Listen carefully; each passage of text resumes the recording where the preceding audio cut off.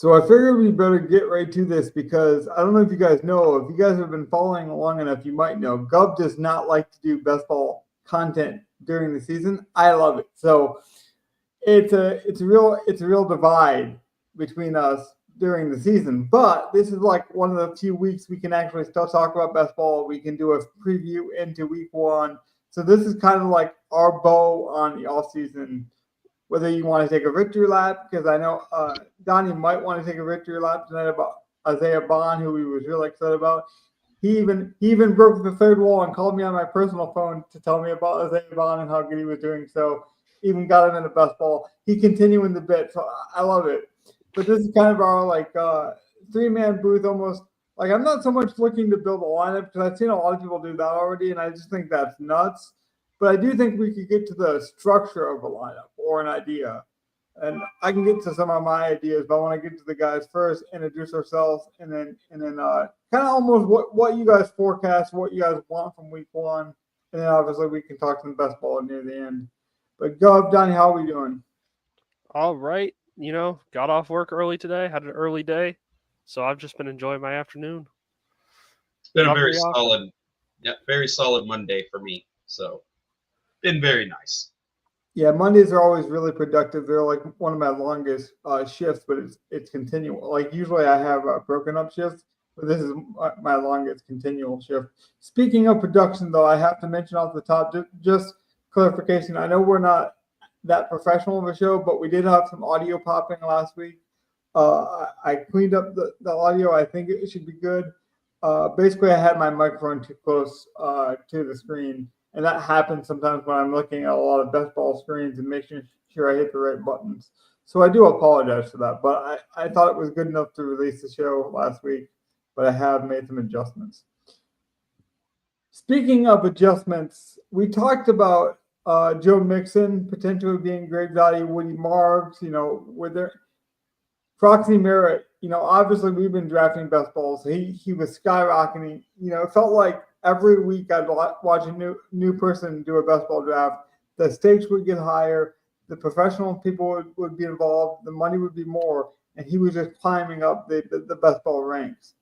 He's 4K in DFS week one. I am playing a commander at some point in week one, whether it be Merritt, whether it be Eckler. These guys are unfairly priced. Obviously, with Robinson getting traded, I mean, Merritt is 4K. To me, that's I'm playing a commander. And even Eckler's not expensive because he was expected to have a split backfield with Robinson.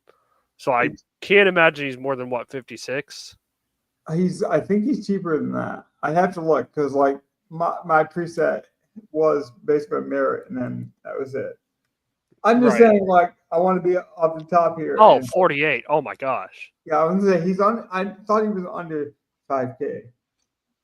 Because basically what I did was 5K range, and then I went, anyone under, I basically searched manually, and I just forgot to check. Right. Awesome. So, like, just a side note, reasonably, with them being so cheap, you could play both in a lineup. If you wanted to get kind of crazy.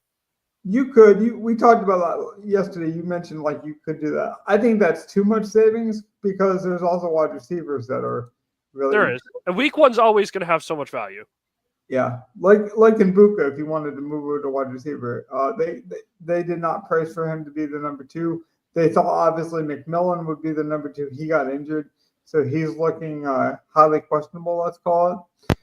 And obviously, we have to wait. Like that's why I told the guys I didn't want to build a lineup, but I didn't want to talk about some of these values. But I mean, we even have Rodriguez, who they've been talking about could be the goal line back. He's 4K. So like, I think I'm playing a shot on a commander in my lineup. It just opens up so much. I'll have to look into it. Like the Giants, the one thing they do have is a very solid defense. They've got pass rush. Got playmakers. So like. It'll still be a tough game. That being said, like I think Krosky Merritt's kind of like been shot. Like they got rid of B-Rob because they know he can be the guy. They were never expecting Eckler to be that guy. So now, I will say on the Tampa Bay point, McMillan I believe is on IR. So like it's definitely wide receiver 1 or wide receiver 2 for Mbuka. Like there's a lot of. No, that's what I'm saying though, Donnie. They didn't price that to happen, so he is not priced as the number 2. He is like under 4K as well. Is there any names that you guys haven't heard being spoken about? Because I don't know if Gov saw. Is Gov here? Yeah, he's not popping up on my screen for some reason. But Jacoby Myers requested a trade today. So nice on our Raiders stocks. And immediately after that happened, the Raiders signed Amari Cooper. So I don't know if you missed that news while you were out today, Gov. But nope, I saw that. Is that the shortest retirement? And he wasn't ever retired. He was still looking for a job. Oh yeah, I've been waiting for Amari Cooper to sign somewhere all year. I knew it would happen after. He wouldn't be the first. It would be Keenan Allen first in that. Fair enough. Yeah. Maybe it was a misreport. I had heard that he was maybe it was contemplating retirement, and I read it as he was retired. So that just seems strange. Yeah, no, he's going back to Vegas. It is what it is. I'm not worried about. I still think the rookie stocks, if Myers does get moved, are skyrocketing for best ball at this point. I'd imagine. Yeah, but we were so ahead of that. It is a bit weird for him to go back to the Raiders just because he was already there. But if we're being honest, Pete Carroll has totally already, I won't say rebuilt because that gives him too much faith, even though I think he will rebuild that culture. But it's a totally different culture. I'll say that. Yes. It's not the same thing at all. So I did find out that it's because of a contract thing. He just wants an extension, and the Raiders don't want to give it. Mm-hmm. But, it is what it is. Terry McLaurin resigns today, too. So that gives us some more Washington security. Well, interesting, weird news day, to be fair. You're burying your bit, Donnie. You said Isaiah Bond was going to make the roster. I laughed at you. I thought it was a joke. And it looks like has a high probability to make the roster. I consider that a victory. It looks like he's climbed or he's already ahead on the depth chart. He was getting snaps with the first team in the preseason game, granted, but he was out there. I mean, if he plays in week 1, that's a huge victory for you, and I'll eat all the crow. Like I said, if he makes the roster, I'll put him in a contest of some sort just because we didn't believe in you. I mean, I laughed at you. I thought it was almost comical. So if you were that far ahead, I mean, I was ahead on Puka a couple years ago. I was higher on Nico, So I've been on these wide receiver upsides, but I never saw Bond coming. I hope you're right for your sake because I know you'll victory a lot that one. Yeah, and see, the biggest thing with Bond is at least he's getting drafted into best ball now. When I said it, he wasn't getting drafted. So, but now he has an ADP, which is nice. I think this year's best ball, I don't know if we obviously got lucky. There's some luck involved with best ball, but I love what we did and how we did it because I feel like we drafted with a lot of information. Maybe we got lucky to avoid a lot of injuries, but I felt like the way we drafted, we diversified our portfolio. We liked the teams we liked. For example, we liked the Panthers and the Chargers, but we didn't go all in. We said we like this offense, but there's still some chances here. Let's just load up on pieces around that offense. We have teams where we have Sanders and Young. We have teams where we have Tech McMillan, which was a great value, by the way, where we got him. But then we also have teams where we got Leggett. We didn't do too much doubling up. Then we have teams where we went heavy on the offense. So I like what we did from a portfolio standpoint. Gov, was there any thoughts you had? You've been quiet. I want to get you in here. Oh, I'm just screwed. Since you pulled it up, I'm just sort of perusing the salaries and looking at some inefficiencies that I see. But I won't know more until I start comparing them to the lines that come out for the games, which won't really be fully set until after all of the 53-man rosters are set here. Mm-hmm. Yeah, a big thing, a game that we haven't even brought up, and players that we haven't talked about. Jaguars running back room gets decided tomorrow, most likely. Exactly. That's going to be huge if it ends up being ETN gets traded or Tank gets traded. Donnie, there's even a rumor, outside chance, but there's a rumor I want to, because this is big. There's a legit rumor that could be both of them. I just don't. They are so I think they're shopping. I think they're shopping around both of them because they just need to move one, and they're going to just trade whoever gives the best package.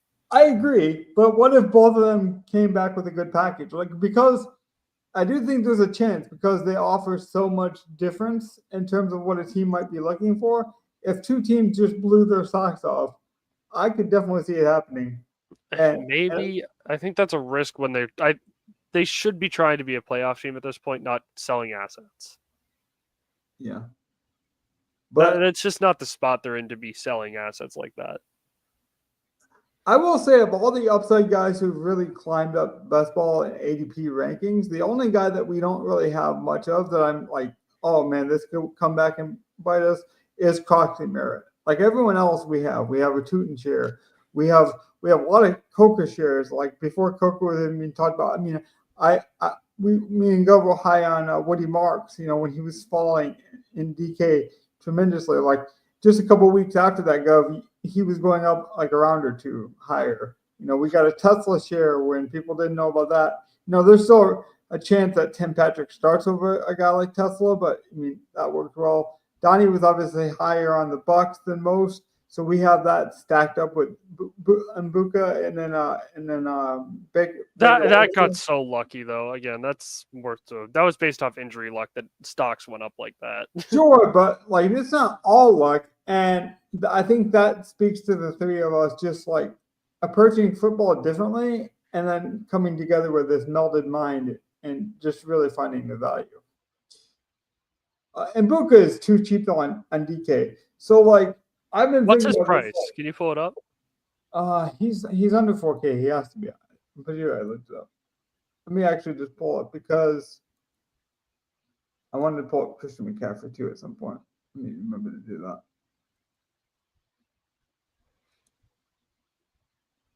Damn, 46. Yeah. Okay, so I was 1,000 off because I kept thinking it was like 3,600. I'm just salivating at the idea of having to just force myself into a Baker stack to start the week. I double stack with Baker week 1. Actually, I can tell by your eyes because this is the first time you've seen some of these prices. But you're like, I always like the way you think through a slate. So like, that some of these cheap guys are just going to get jammed in a lineup. We've built enough lineups. We know enough people who play this beautiful game of DFS. And some people would just be like, well, he's too cheap. I want to play him. So when it goes to value, do you feel like it's better to like pick your favorite values and then put them around studs and like superstars? Because week 1 is a very unique animal where it's like the salaries have been out. There's obviously going to be more misprices this week than any other week. So like, is this the week where you just like, excuse my, I don't know how else to say it, like blow your load, you just get all the stars in there that you can because you won't be able to do this for many weeks? Or do you essentially yes. Like, just sorry to cut you off, but like, yeah. Like, I'm currently building a lineup, just listening to what we're talking about right now and what I agree with. And like, I mean, I do think like, go ahead and show it if you want. I will in a minute. I'm not done with it. But like we've only talked about enough players to fill out a couple running backs and the 3 wide receivers. Plus, I picked out a defense. Yep. So I'm still working on other stuff. I go a lot of ways with this lineup still. Like, you could make a core realistically if you just like I'm so high on the Bucks where I probably will do it for one game. That Tampa Atlanta game, you get a Bijan and then you just go out with getting Tampa pass. And it's in a dome. That's going to be a high-scoring game. Right. So I do believe someone like Ibuka, if he is the solid number 2 going into the season, like we all think he will be, that will be a chalk play at 4,600. That will be one of your high-value, high-owned wide receivers. Yeah, I think it will be a high-owned game. I agree. So, like, I'm not inclined to stack the high-owned game personally. But I don't think you can fade an Ibuka. I don't think you can fade an Atlanta guy if you're playing him. Like London Ibuka might be a solid little mini stack at worst if you're not stacking the whole game. Or you just go Bijan and Ibuka and get all the, Or Bijan Ibuka could work. Like either one of those would work out really well as a little mini stack, I think. I think I would be playing Mooney or Pitts. Like I know Mooney's hurt, so Mooney's probably not going to play. You would play Kyle Pitts. if he doesn't play, if Mooney doesn't play like I would expect, I might play Pitts. The only problem with it is there's so much like there's so much money to spend because of the value. Maybe this is the week that you force in at least a good guy at every position. So then I'd want to play Brock Bowers. Yeah. Well, week one's always going to be the cheapest week. Like everything, we're spoiled right now. You don't have to make as many salary dumps. There's no 10K guy that we have to consider. It's true, but usually we see that like tight end, Donnie, or something. Like we are looking at potentially 2 running backs at 4K. If Tootin actually has a viable, role to like 15 touches, we could be getting 2 running backs at 4K. Do the Chiefs play prime time? I'm assuming they do. Yeah, they do. Okay, I was going to ask what Kelsey's price was, but that's actually a good point, though, because DraftKings, I think, relies on that. They're hoping like these marquee teams, the teams that get all the publicity, they're going to play in the prime time. And then, okay, well, we're not going to get burned too bad in week 1. The Commanders thing with Merritt really opens it up. I do think he'll be high owned. And I guess, Gov, that's what I mean is like, is there any way to leverage it? Because like to me, it's like just play 2 or 3 of the severely under-owned guys, and that will make you different. Well, I don't think you need to like yes, normally you're going to try to play 2 or 3 under-owned guys, but like don't just play 2 or 3 like literally not owned guys, because especially like here in week 1, like you were saying, there are bad values because the pricing came out so early. So like those guys are going to be highly owned, but there's also going to be more of them this week than normal.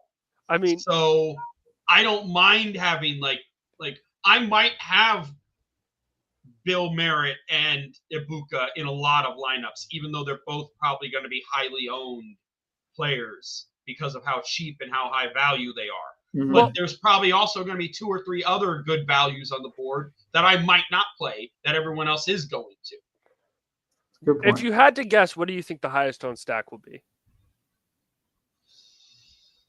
I haven't looked at the lines yet. Which I got to dig into so that I can beat you guys in our competition again this year, but we'll see. I know my favorite. I think the highest owned stack will probably just be saying, F it, we can afford it this week, and we're just getting Chase and Burrow.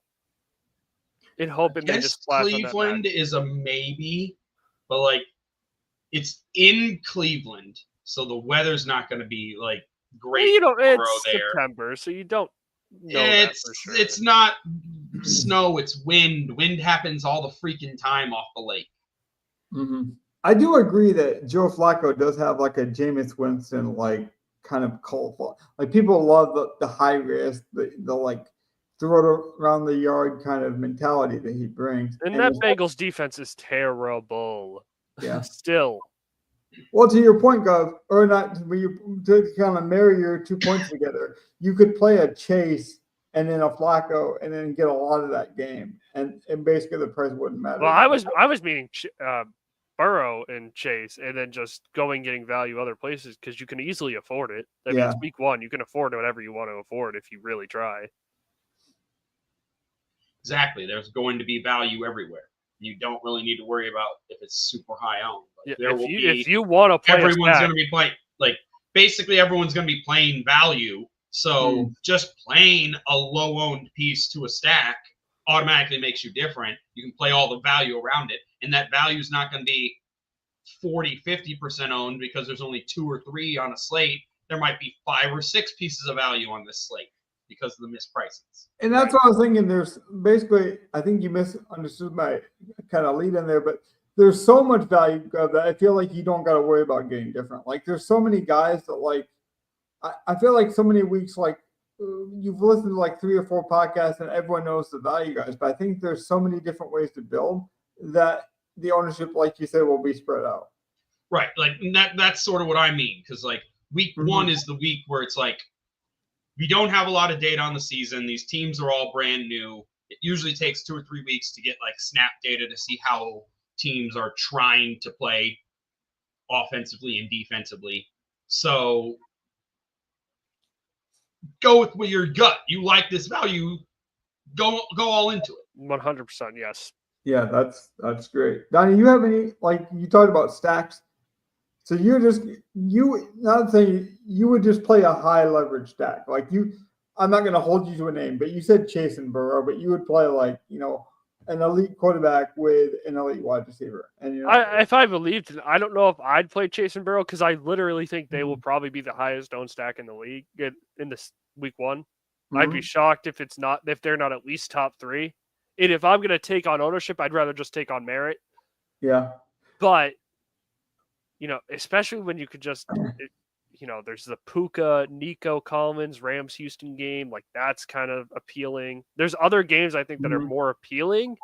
And I don't need to go and get Burrow Chase. And I don't want to be naive, but there might be people watching us for the first time who just found us. By the way, like and subscribe. It really means a lot for a small channel like ours. But I've always been the stars and scrubs. Like, that's kind of my lane. Like, I love that format. It's something I'm married to. Sometimes it burns me. But in week one, if I don't take something I'm already extremely comfortable with from a build perspective and apply that to the max. So for me, Bill Merritt would have to be 85% before I consider fading a commander. Like, I know it's early but I've been playing this game a long time. I will be playing a commander in my lineup 100%. You can lock me in on it. Does that include like just playing Jaden Daniels instead?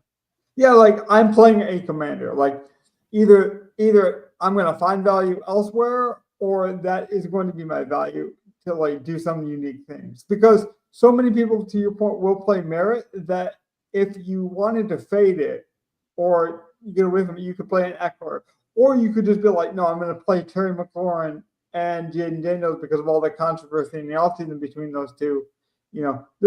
That game just unlocked so much. I will be playing it on my bingo board basically across the slate in week one. And I think week one's really just, if you look at some of these games, these are nice games that you can look at. What is Pittsburgh like? What is Aaron Rodgers looking like? What's DK looking like to start the season? It's looking like the Jets have a $2,800 defense that I might be playing. A lot of people are going to be playing the Denver Broncos, or at least DraftKings is hoping so, with their price against Cam Ward. I'm not so sure about that. Cam Ward is an experienced rookie, and by that I mean he's played a lot of football. Like he has basically been in a pro style. I'm not saying he'll be fantastic. I just find that price to be strange. But he gets it though. Like you can see he gets it as a quarterback. That's what I'm saying. It's strange to it. Like they're basically pricing them up like, oh yeah, this defense, this really good Sean Payton defense, and I agree, is going against a rookie quarterback. And they basically price in all their upside to me. Yeah, no, well, I mean, the Broncos defense are always going to be high priced because the defense is good. You have a guy like Pat Surtain who's going to try to take advantage of it. But Titans weren't good either last year, to be fair. Aaron Rodgers is 52, Donnie, to your 52, point. yeah. What's the stack, though, there in Pittsburgh? Is that your like favorite chaos stack? Is that like what comes? No, I'm just curious as to what they have it priced as. Like, Metcalf is 59. That's a really appealing price, to be fair, for a DK Metcalf. Do you want to know my favorite? I think I know my favorite already. It's Justin Fields and Wilson. No, not against that defense, especially. Yeah, once you see the price, Justin Fields. I know what Justin Fields' price is actually, and I'm still not. And it's a revenge game. Like, sign me up. I think that defense knows all about what Justin Fields is. Judkins is really 51. Yeah, I'm shocked. No, he hasn't put on Pat. No, go. Your dad. He's a big Browns fan. So organically, you might have some like inside. You might have watched some preseason games. I don't think he still hasn't practiced at all, right? No, it's going to be a committee until one guy just breaks out. Yeah. Now I've seen him play. It could be a late year. Ford has the best career of his career, kind of thing. But until someone breaks out, it's by committee between him, Sampson, and Ford. Yeah. And that's where we can be best ball brained a bit, where it's like, oh, well, I was getting this guy in the 18th round. And, like we took him in one draft. Honestly, I mean, I took him on a whim on Gov's insight that, like, the legal, incident was bad. But, like, professionally it was going to pass. Like personally, it might be a bad luck. He's got to do some things, got to do some anger management, maybe some classes like that. But from a professional standpoint, it wasn't as big of a deal as we thought. And so I think that's why he fell in that draft. So we're happy to get him, but like I think Merritt is pretty much like it's looking like he's a lock for 15 touches. I don't even care if he starts. If Judkins kind of gets that same role, to Donnie's point, that's an appealing price. No, I'm saying it's a gross price. I don't like 51 when I'm not guaranteed snaps. Like, oh, okay. Like I'm not a fan of that price at all. They're all kind of close to each other, like 56, 51, 49. Yeah. Like, yeah, there's not really an appealing thing unless you know someone's going to break out. That's not where I'd say go with your gut. Like, maybe, but like I don't know there. That's quite the gamble. But here's the thing: I know Gov a long time. Do you know Christian McCaffrey's price? Yes. Of course you do, because I could not believe it, Gov. I could not believe his price. He's mispriced out the ass. Don't worry. Trust me. Yeah, that's a bullshit. That's a man. I couldn't believe it. Do you think we'll ever get him close to this price again in the next calendar year? If he's healthy, he'll be 8K plus in a week or two. Yeah. So I think this is the week you got to play him. Exactly. Like even if you want to cheer for him, I'm not telling you who to play. It's like this is not financial advice. You do what you want with your bankroll.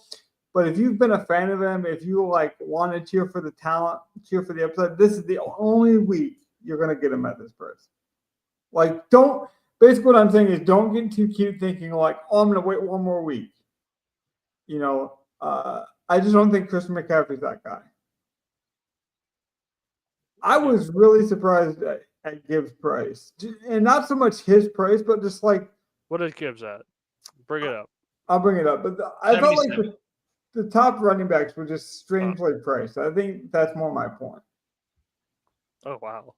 Well, like everything's flatter. We don't gonna have any 9K guys yet anywhere. So everything's a lot flatter. Maybe I just haven't played week 1 in a while, Gavin. You're right. Maybe this is just like the flat, boring, but efficient pricing that you expect. I think last year the top guy was about 8K. Like, it's better for the casuals. Like they're supposed to. Yeah. You want to get a lot of people in who haven't played a lot. So you want them to be able to build a lineup they like. Mm-hmm. So you need to have some underpriced guys with some name value. So a guy feels good that he's got 3 solid wide receivers on his team. And maybe he has one cheap guy from his favorite team. But like that's how you get the casuals in there. Harvey's priced over Dobbins, which I think is interesting. I think he is a starter. Which I will see the official depth chart shortly, but like that's not the conversation right now. I just didn't expect. DraftKings predicted that early on. Yeah, they did. Henderson and Ramondre same price. That was smart. They've always been lower on Ramondre. They're going to give him respect because they know he's like the goal line back, and he, but that doesn't surprise me. It's Scannable got a decent price too, priced in that range for Judkins. I mean, yeah, I think they were expecting him to get more workload in the offseason. He didn't. They got Woody Marks up there. I guess the prices came out before the Mixon injury, I thought, but maybe they came out like early August or like late July. Maybe. Yeah, they might have known by a couple days, but they didn't. No. Like Mixon's been hurt all year. Yeah. Coming off of an I don't think we had the real timetable until like early August. So and that's why again before we were best ball pilled. So like taking Marks as light as we got him is a great value. I'm not saying we need to jam him into the lineup this week because it could be Nick Chubb. But if by week 1 we find out, oh no, Nick Chubb is still limited or he's going to be eased in easily. That's where you have to pay attention to the injury reports and the practice reports and make the determination. It's got my attention, but I'm not locked in. Yeah, no. I'm definitely not locked into anything. Like, I need to see roster cuts and trades because we are still at least another 14 or so hours till we even know a lot of rosters. Yeah. But we kind of hinted at, and that's why I wanted to do like almost a talk through of this week one. Usually our week ones will be more lineup builder. We'll be kind of playing with different ideas. This is more like a digestion in real time. Yeah. What did they do for the Colts quarterback situation? I do not know actually. Daniel Jones is the starting quarterback. No. But what did the he didn't know the DraftKings do? Yeah. Kenny Pickett is now a Raider. Okay, that's interesting. 5th round pick. That's So actually good. They recouped the 5th. Didn't they trade him for a 6th actually? So they recoup a pick. That's a good trade for the Browns. So he's 5,100. No, they only needed to get a 5th, which is what they spent on Shador, which is what they traded to get Pickett. So they're fine. Yeah. They got their 5th. Yeah, that's a good job by them. That gives clarity on Shador. Like he's gonna be it's either gonna be Shador or Gabriel behind Flacco. Which is a whole controversy in itself. Like you're either a Shador supporter or a Gabriel. It seems like they've almost divided the fan base on that argument, which might be good marketing. I don't know. No, Browns never do anything good on purpose. But he's 5,100 to answer your General Jones question. No, I do think what's Anthony Richardson's compared to that? They're the same? Same price. Okay. Same price. Okay, that was smart. I think that's actually a really good because I mean the Colts are always well priced for you if you're in need of a cheap guy. I don't know if we quite need that, but I think I'd rather just play one of the top dogs at quarterback in week one where everything's so cheap. You haven't looked at the receiving options for the Colts, I don't think, Donnie, and I haven't. So to go back to play our bit a bit, do you think that Downs or Pittman actually got priced higher? I think they're probably within 200 of each other. I'm going to say Pittman's either higher or the same. They're 1,000 difference in my opinion. Let's see. Oh, Donnie was right. 300, yeah, 300. I'm telling you, that's a misprice. Downs is so much better than Pittman. It's not close. That one irks me. Like of all the funnel side, like that one irks me. If I'm wrong about that will hurt me the most if I have to eat crow on that one. Pittman has consistently been a good wide receiver for the Colts for I know. Like 4 or 5 years. I know. Downs is not. If you're right, Donnie, about that one, that one's going to give me heartburn more than anyone. I'll even eat the Isaiah Bond thing over that. I'm like, at least you know a rookie. You believe something. Go. Anything standing out to you? I know you're kind of behind the scenes. I can tell the screens are switching. You're doing some mad scientist stuff. Anything you're seeing? Like I'm looking at like different build types at this point now. Look at tight end for the Colts, please. I was literally on tight end myself. Looking at Warren. I want to. Warren is 44. Every other one is mid-priced.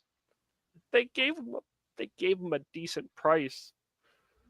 That's because he's probably the number one option. He 100% should be, but considering he's higher than Pitts, actually, I don't know.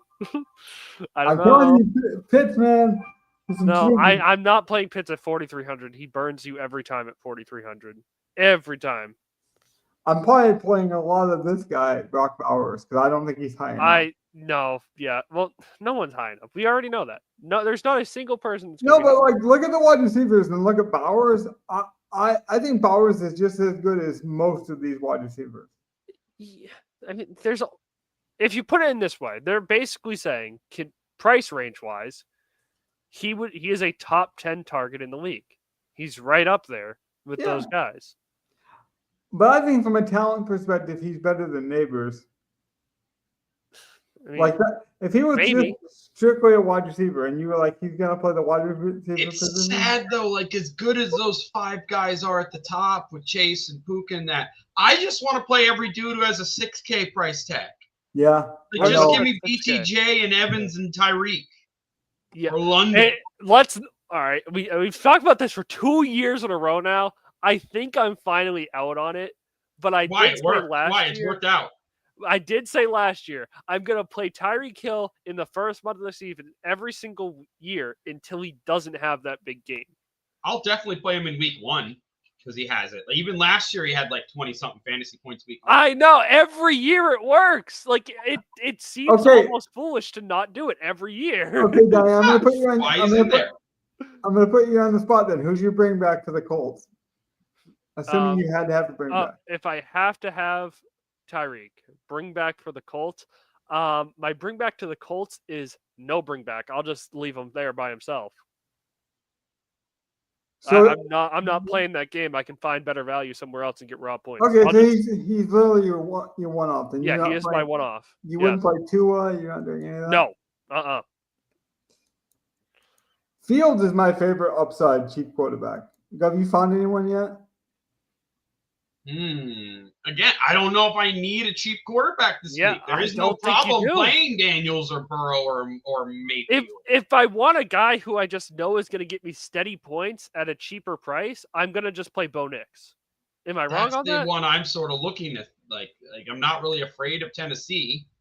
Like, I'd rather just play Bo Nix and say, screw it, man. They're going to try and get this offense rolling with the new guys.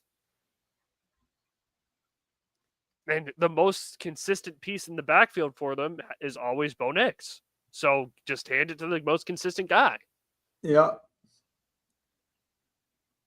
Late game hammer stack. And obviously I love Baker, but I think he'll be too high owned to really make it viable. Like I would not be afraid if the ownership's there and I just if it's not too hyped, I would just double stack Baker and play this game. All right. Like I said, we're not actually building a lot. You could do the double stack of Baker, yeah. Yeah, what's some game theories or some chaos theories that would be interesting? Like that's one of the things where I would just say I am not afraid week 1 to have a lineup of a double stack with Baker, put Evans and Buka, and then go Bijan.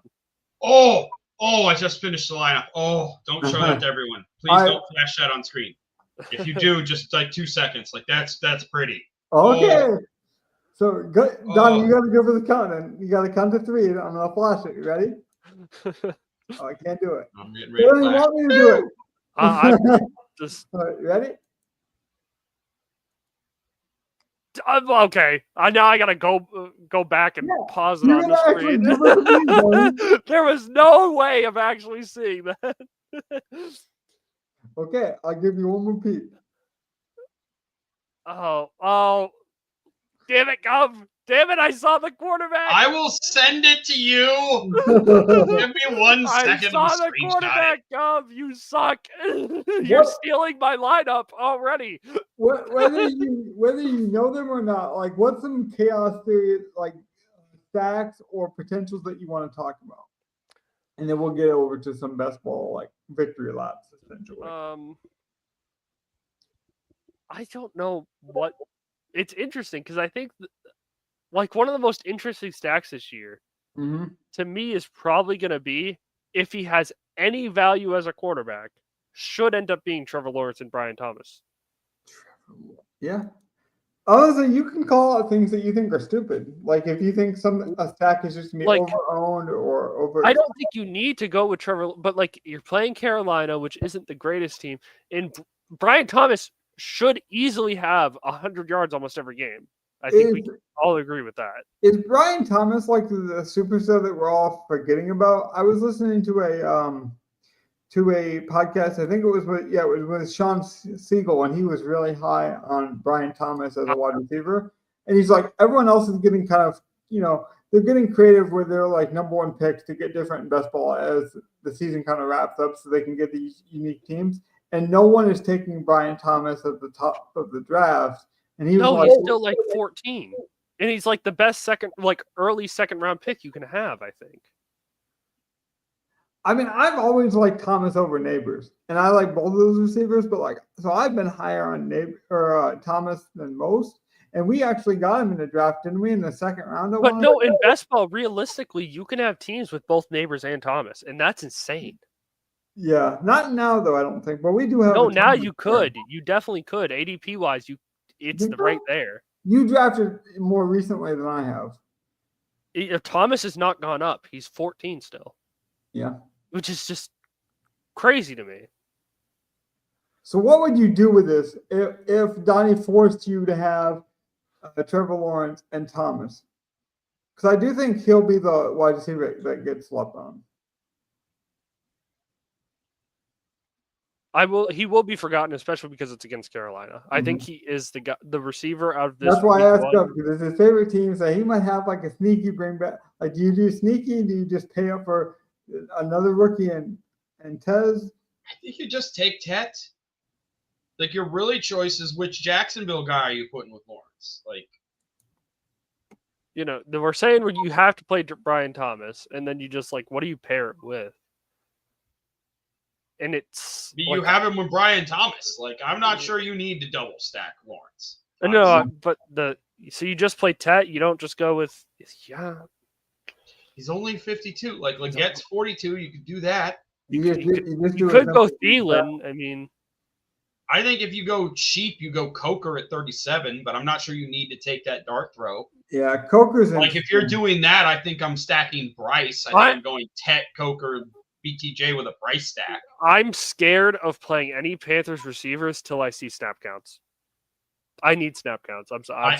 That's why it's week 1. You got to sort of go with your conviction because we don't have the data yet. Yeah. Speaking of convictions, there was a fantasy analyst who actually stepped out. I think it was Ian McMillan, but he was saying he just thinks that Leggett is terrible. Do you think he's like terrible? Is this like a make or break year for him? He'll need to work. Like, he was never really a number 1. Yeah. His best year came when there was another alpha on the other side playing with him.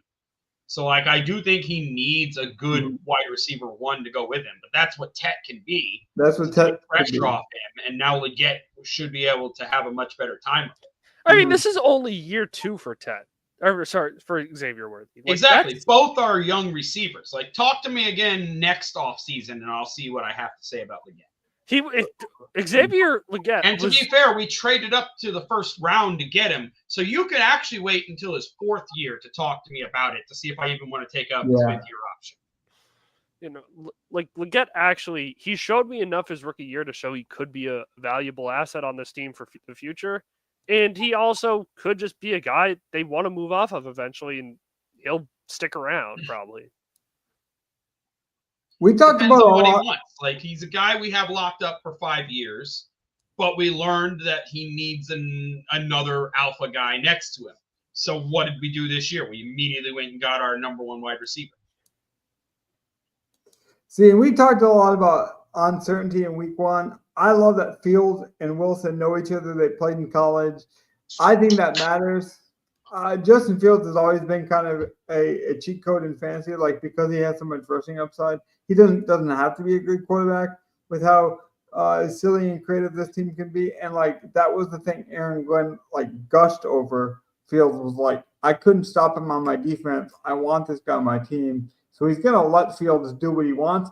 And I'll be honest, one of the reasons I want to play it in week 1 is because I don't know how long Fields will stay healthy, but he should be healthy in week 1, and he should have revenge on his mind, given that he played with the Pittsburgh. Fields is going to be running for his life all game. That's my only thought process. How the hell is this awful offensive line going to block long enough for Fields against TJ Watt? I don't want him to. I want Fields running around and that's if he can escape Watt and everybody. Like, I don't know if the offensive line even holds up long enough for that to happen. Could be, but I think I'll get a low ownership. I'll get a rushing quarterback. You right. You will have. Listen, you will be one of the 2% of guys who play Justin Fields week 1. And if he burns me, fine. 2%? I don't care. If he's 2%, I am dancing. Oh, he's going to be 2%. That is accurate projection on ownership right there. I give you that. This is not funny. We're 2 weeks out. I'm still going to take that as stone cold solid accurate projection right there. Now I'm a bit worried, Gov, because usually here's what Gov does when we have like our DFS community chat. Gov just sits back. People might not believe it because you can get very talkative on this podcast, but you just sit back and listen to everyone. And then when somebody says something egregious, you get really animated like an angry panda. And you just say some offhand shit like that and not get checked for it. What the fuck? I know, that's what I'm saying. You just said some, like, I thought I fired you up, and I'm like, Maybe I'm wrong. I will call out accuracy when it is there. Accurate projection. Look, Wilson was very mad. He didn't like the coaching staff there. One thing they did was they brought in his college quarterback. They basically have something to prove. I think the Russell Wilson thing bothered Fields. I think he thought he was better than Russ the whole season. He was good about it. He was a professional, but I think week one matters to him. So I'm going to play this in some iteration, I think, at some point.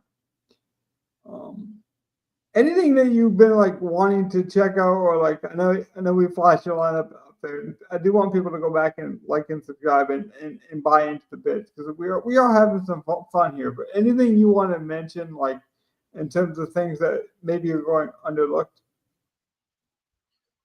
Just like a base overview, looking at the slate, like there's a lot of sub 3K defenses. So I do think just pick whatever defense fits is gonna be the way to go this week. Like don't like if you end up playing one of the really cheap ones, I'm not sure it's gonna matter. Mm-hmm. And I do think a cheaper one will be better, since there's only like 4 or 5 even above 3K, maybe 6, I think it is. But like that's also sort of a normal strategy. We usually pay down at defense, but it looks like they've made it so that looks good. Tight end is the weird one, where normally we like to pay down at tight end too. But I'm liking a lot of those 4K, 3K tight ends. The Warrens, the Njokus, well, you guys like Kyle Pitts, I don't. But we like the profile of Kyle, but you could see it like an athletic. You could sub in. I am 6'5", 250. I don't like the profile of Kyle Pitts. I'm a fat fuck. But I'm saying, like, you would like the profile of an athletic, underpriced tight end. Like, you could. Yes, I would, but I don't like the profile of a dude as the same build as me. Fair enough. Okay. I have some perspective on the matter. I think my size has pushed Donnie out of the picture. You had to step away for a second. But while I got you one-on-one, was there any pick in best ball where you were really excited looking back at it? Because like once week one starts, I know I can't get you to talk about best ball. So for the last bit of this show, I got to talk all the good best ball takes we have for the remainder. I don't even know if they're good yet. We'll have to determine once we get to talk about our best balls again after Thanksgiving. I think I'm going to do my own private show every week, and we're going to see how much viewership. You want to do that? That's fine. I won't be on your best ball show every week. Yeah, I know. You won't even watch. You and Donnie have fun with that. No, Donnie won't even join me. You won't even watch it. Like I know how this is going to work. What is happening? What did I miss? Apparently, Logan's going to do a private best ball or a solo best ball show once a week. Since I'm telling us after today, we're not talking about best ball until after Thanksgiving.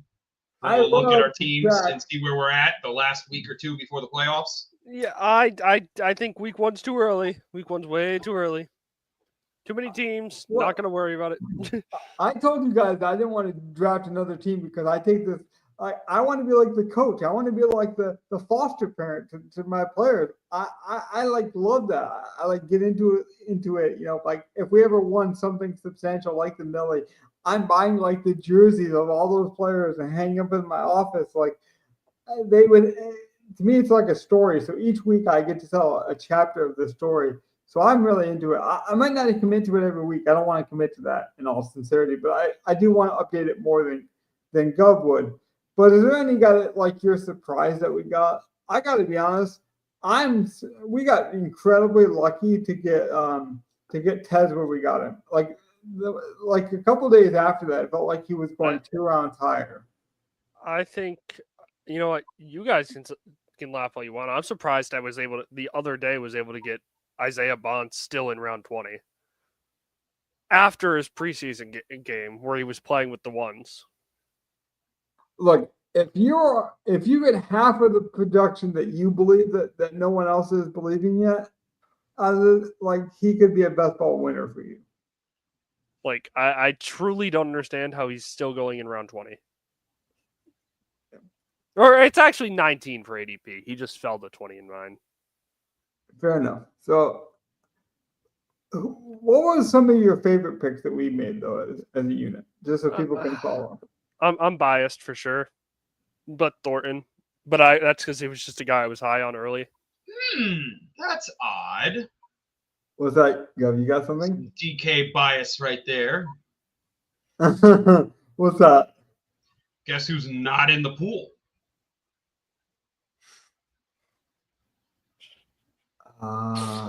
Yes. Oh, is it Isaiah Bond? That is Isaiah Bond. Has not listed under Cleveland at wide receiver. Yet Judkins is. And both were still unsigned at the time when they made the salaries. True. So they just assumed Judkins was going to sign, and they placed him with a solid salary. Well, because they they just assumed left all the Bond second round off. picks were going to sign. And they just left Bond off the list. Don't crush the young man spirit. We play a lot of golf. I know DK will add a bunch of players that they forgot before week one. They didn't add him to the list yet because they didn't know what team he was going to be on until literally 8 days ago. Not even. Well, no, he was a draft pick by Cleveland. He was either going to play for Cleveland or not play a snap this year. Yes, Isaiah Bond. He was their fifth or sixth. Isaiah Bond was undrafted because of his legal. So he didn't get signed or didn't get drafted at all. He was supposed to be a day 2 pick, but his legal got in the way because no one knew if he was going to get arrested. If he makes the roster, okay, see, that's where I thought. I thought he was just like Judkins, where they drafted him holding out. Where did I miss that reading it? Okay. This is a strong take by Donnie. So I'm telling you, if he makes the roster, I'm playing him in a single entry somewhere in the. I'm not saying that's smart. I'm surprised I'm surprised he was getting the respect he got from the coaches preseason game, his first preseason showing. He got a lot of respect from his coaches that I don't think he earned. It's my respect to you because I would not have drafted him in the 20th round. So I will week one if he's on the active roster, he will go in a single game showdown lineup for the Cleveland Browns. Just do a draft for the Browns game. That's essentially what it is. To be fair, it's a good leverage off of Burrow and Chase. Any favorite things that we did in the draft that you want to highlight so that way when we look back at it in a few months, you can say, wow, my Back to the Future self was very smart. I just think the way we had our first 2 rounds set up, going through, trusting our rankings, not going by ADP all the time. I think we just prepared ourselves while going into the draft, and we stayed on track the whole time. I still say that I don't know if I could do a draft myself and be successful. I think having the 3 of us be so uniquely different forces us to pick players in ranges where we normally wouldn't, but we still pick our type of guys, if that makes any sense. I might get you off of a certain player because you're like, oh, I want this guy from the Panthers or I want this guy from the Chargers, but it still makes you buy into an offense we like. I love how diversified we made our teams. We took chances on the Chargers, but we didn't go all in on Justin Herbert. He's not on every one of our teams. Yeah. I felt like in the previous years we did that too much. I don't think we've ever overdrafted somebody. There might have been one guy in a certain round that we did, but I don't think we ever overdrafted a certain player because we know to diversify.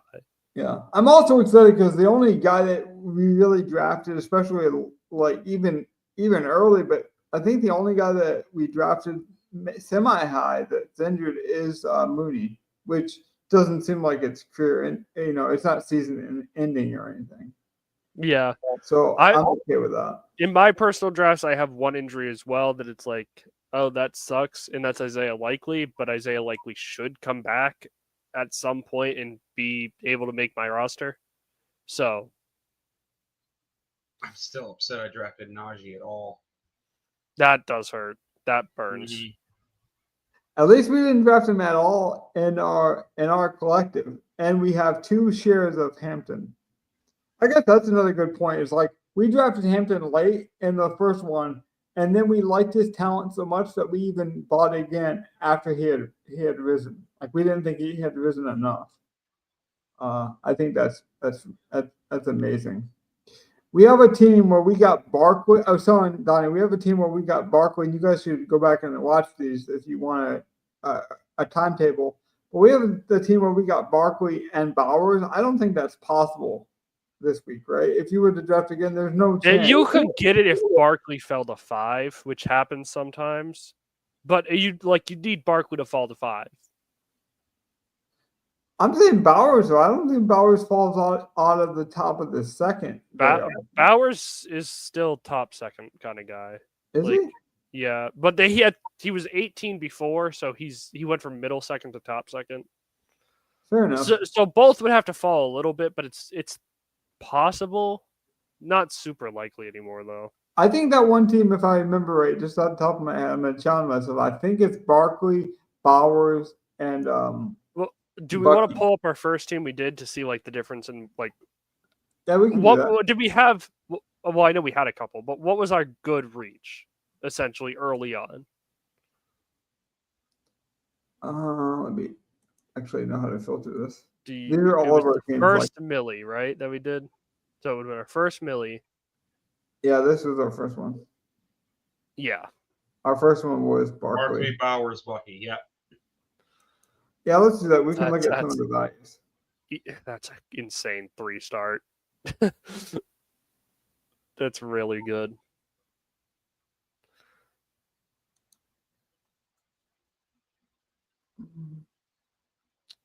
Okay. The only one that didn't age well so far, I think, is Sutton. Like, he's the one that basically didn't move up or down. Yeah, basically getting Sutton, our number 1 wide receiver, is a kind of meh. Yeah. Is there any guy we would have rather than that spot still to this day, though? I mean, I think we went after DJ Moore. Went after. We took Zay Flowers, Pickens. We could have had. Yeah. Wandale, Rashi Rice. I think it's that range. It's Pickens and Waddle. Those are guys I would. I kind of wish we would have taken Ridley over Flowers personally. I think he'll end up having a better season. Okay, but that's really picking hairs. Yeah. But see, that's where I would flip it, Gov, and be like, well, I was always still high in Flowers, so I would have taken Flowers, and then where we took Flowers, I would have taken like Waddle or George Pickens. Like that's what I would have done, or Ridley. Yeah, I've just always been low on Sutton though. Yeah, I wasn't liking DJ Moore. I'm not sad missing out on him. Like we got Knicks at a good spot. Higgins, we kind of overdrafted actually. Potentially. Well, yeah, I mean, where he might he's end up going, being maybe by a round, but I do think he would have gone right there to probably the dude who took Trey Harris or whatever. He wouldn't have come back to us. No, you're right. He would not have come back to us. If you get a late Ramondre, which kind of works out for us. Ramondre's probably aged the worst. The blue pick has me excited. I wish we got Thornton instead of Beck, but I don't think I would have ever been able to convince you guys on that one. I think we did get Thornton. Like we did listen. We did get Thornton in the next draft. I know that. I want to say we have him in 2 drafts even. Like we did really well there. Still get Kareem. Darren Waller's just ugly. Oh God. Somebody got Woody Marks in this draft, by the way. Around 18, Woody Marks. Yeah, that's incredible value. I love that we got Coker this late. Probably at this range to get Chig where we got him and Coker are my favorite. Yeah. I mean, we've got a decent amount of value, honestly. Because I'll pull up our last draft just to compare, but I think Coker went all the way in our last draft. I want to say he went in the 14th round. I want to say that's correct. See if I can remember. The last one was. The last one would have been our other Millie. Yeah, it was this Drake. So that one, yeah. Yeah, I thought so. So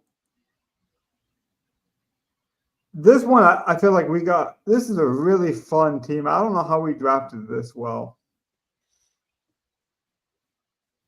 See, we could have gotten Neighbors and Bowers in this, though. And that was... Yeah.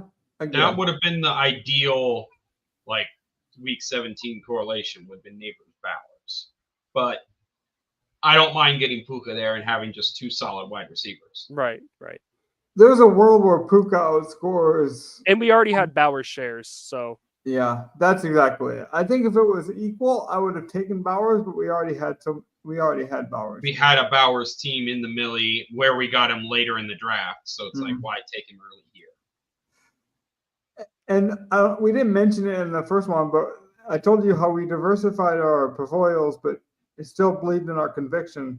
We obviously like a receiver from the 49ers. So that first one, we got Jennings. This one, we got Ricky Pearsall. That's what I like. It's like, if we're wrong about Jennings, this Ricky team's still going to do well. We just got to be right about the teams that we got a Keenan Allen. I didn't realize that. We got Keenan that early. Yeah. We do have Keenan. See, like, I think Keenan is, I know it was 2 rounds different, but if you're drafting Godwin and he's going to miss the first month and you're still drafting around 10, I think you're really reaching. Mooney obviously falls in this one a bit too because of the injury. McMillan falls. I don't want to touch McMillan. No, McMillan's out for the first 8 weeks, it seems. Like, I think that's too long. And it's minimum first 4, but yeah, probably longer. See, I don't want to risk that. We were just out, obviously, when we drafted him. I feel like the buzz had gotten too high, but Bill Krusky-Merritt, he just got to a range where I would have loved him early, but I couldn't take him. Like, I seen a draft the other day, and it was a different format. I think it was FCPC, but it was they had Merritt in like the 8th round. Like, it feels like every day goes by, he goes up around it. That's just absurd to me. Yeah. I mean, but if he's going right around where Blue was going, I understand that. That's a good spot to get him. Yeah. I mean, there's a draft where we got Tesla in like the 19th round. We took him again in the 17th. We still get Coker round 19 again. We got Coker again. Actually, both our Millie teams ended with Coker and Jimmy Horn. That's kind of weird. And the Coker play is solely on the Adam Thielen will either be moved or he will be cut or something like. Well, he's just the one wide receiver that's different. Like, yeah, Thielen is definitely still at this point in his career more of a possession guy, but that's what Tet or Leggett are really going to be. No, I agree. You want a deep threat. You want a speedster. Yeah, like I think that's going to be Coker or Jimmy Horn. Yeah, they're going to be the shifty guy. I think that's why I kept taking Horn and pushing for it, because I do think Adam Thielen gets moved. Now, if he doesn't, maybe Horn doesn't get on the field, but that's why Horn is my favorite. I guess he's like my Isaiah Bond with Donnie. He's like, I believe that they're going to get him on the field at some point. Carolina definitely has more invested into the receiver room when they don't have the room to put him in. Like, I could see Jimmy Horn not getting on the field very much just because the room is stacked. Maybe not. Agreed. That room is just honestly just disgustingly stacked, and I don't know what to do with it. I think they're all talented. Everyone on that roster, the main like 6, they're all very talented. I think we got Tootin in this draft. Obviously, he had been climbing up the board, but I think we got him at the right time because shortly after this, I think a couple days was when the rumors really started that we're going to trade one. And once that happened, his ADP really went up. Gov, how many more drafts are you going to do? Because you do the most of anyone. Are you pretty much done? And I have one more Millie draft to do. That's about it. I did not realize that Brian Robinson, as a backup now, was going in the 7th round. Like a definitive backup, and people got him in the 7th round. Yeah, well, he was going as basically a free agent in this draft, I do believe, because we were pretty much believing that he was going to get traded, and I think people just were hoping he'd be traded to a different spot. Yeah, to get it, I didn't hear one thing about the Niners till all of a sudden the trade happened. Like, right, that was a shocking spot. People were hoping it was like the Bears or a team where it's like, oh yeah, because him and Swift would be like totally different players. It'd be like a Gibbs Montgomery situation. I heard a lot of Bears, so I think that's why he went that high. Well, he was going about that spot anyway. Like, that's where he respectfully goes. It's just now he's in a room where if McCaffrey's healthy, there's no way he gets on the field really consistently. Yeah, I'll just flash through some of our other teams in case we see something interesting here as we wrap up. But honestly, I think this is like the first year where I can say like I'm very proud of our portfolio. Where it's like I think that last year I remember writing off one team almost instantly because we drafted JJ McCarthy, and I know some of that's luck, but like whenever you get like a season-ending injury, it just puts the damper on that team right away. A couple of years ago, it was Tim Patrick we drafted.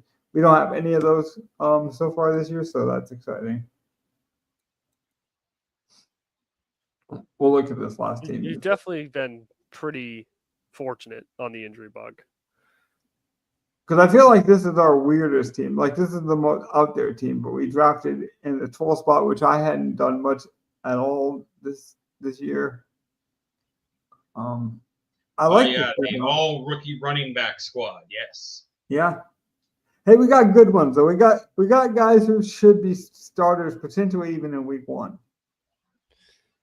Yeah, no, we know Genty will start. Hampton should get most of the carries. Harvey should be up there 50-50. Like, we'll get enough points from running back where it shouldn't matter. This is Pitts, Mooney, Penix. See, I love this because I know Gov is cringing at Kyle Pitts. He's like, oh, Kyle Pitts. Because Ferguson's going to be in the lineup most of the time.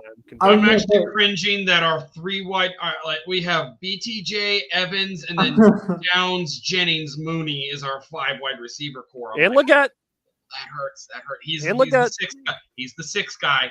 I count a 5-man core that you're going to use all year usually. Everyone else is basically for spike weeks. Yeah, Leggett could be one of those guys. Also, Lockett's there, so Lockett will be, potentially. Leggett's there. Then which one of Jennings or Mooney are we kicking out to be the spike week guy? I guess Mooney. Mooney because we don't have Mooney for a while anyway. I'm telling you, Royals is going to be a player. We're going to be. I don't know if he has much opportunity. I made you guys take so much Bryce Young. I'm so sorry. I'm not sorry, but I'm sorry. No. I love taking Bryce. I wanted to take Bryce. I think I'm a bigger Bryce Young fan than you. I've taken so much Bryce personally as well. I need to just not think about Bryce Young all year because if he fails, I hurt myself desperately. Also, look at Merritt there at round 16. How long ago? Yeah, there's no way you could get him now. I don't have any of them. Gov, you might have some of them. Do you think, like, at this point, like, I feel like it's a good fade because if you could have got him in, I think in the 13th round, maybe, but you had to draft him, I think, in the 8th round nowadays. No, it's not quite that high. It's about 10 though. It's getting up there. It's getting there. It's too high for me. I'm out. Yeah, I'm out on the stock. I love the talent, but he's still splitting that backfield. And just from a structure standpoint, he's splitting with a rushing quarterback. That like we saw it with James Cook and Allen when it works. Like I don't know. I don't like it. Yeah, it worked last year with Cook and Allen, and it was a weird he had Cook had to break the franchise rushing touchdown record. That's exactly my point. I'm just now thinking I want to look for a specific player. We're talking about Krosky Merritt. What about the guy they traded to make it so that he's so good? Where did Brian Robinson go in this? Yeah, look around that round 8 mark. In this okay, Nate. Green name. Hold on. I'm gonna say he fell in this draft, but I don't know. No, he definitely was higher than 8. It looks like 7. 7.5. The Jared Goff team. Ugh. That's where everybody was getting him beforehand. That's so. Oh, but that ugly. guy has Pearsall. Oh my God! Look up. Did that guy take? Is that a McCaffrey team? It might be. It just now all of a sudden has. Yeah. Oh, that guy looked into the sucking nut. Oh, that sucking nut. Here's the thing. He's got the 49ers, but he doesn't have Brock. He got the handcuff. He's got McCaffrey. He's got Pearsall. He's now got Brian Robinson Jr. It worked out as a handcuff. Oh, well, Anthony Richardson lost his job, so that's – is he – wait, does he only have 2 QBs? Who does he have at quarterback? Yeah. Is it just Richardson and one other guy? Oh, It's- no. No, it's your Oh, no, golf. he has Goff Okay. and May. Okay, so he'll be fine. It's golf in May. Yeah. Calm He down. should be fine. He lucked into that one. Yeah. Wow. Yeah, of all lucky people, Wow, his San Fran stack is strong. if you had to have a McCaffrey team, I guess getting Brian Robinson as well, and this that's not awful. Like, if you had McCaffrey team and you got Brian Robinson as your fourth running back on the McCaffrey team, like, that's already fine. So, like, he's not even going to be your starter. But, like, Right. this guy only took 5 running backs. So he's got his 3 strong ones, and then McCaffrey's handcuffed. And then who was his last running back he took? Justice Justice so Hill, Henry's final handcuffed, round. Yeah.